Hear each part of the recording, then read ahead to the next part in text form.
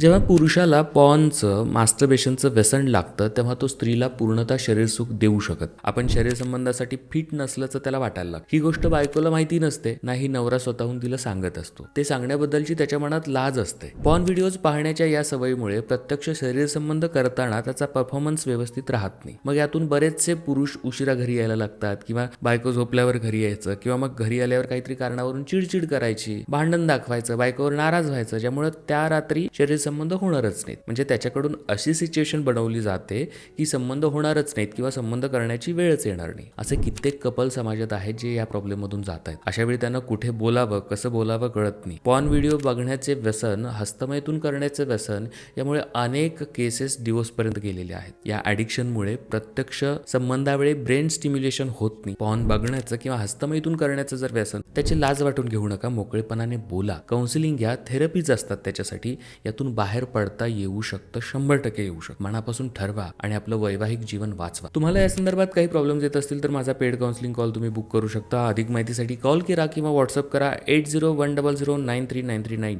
या क्रमांकावर.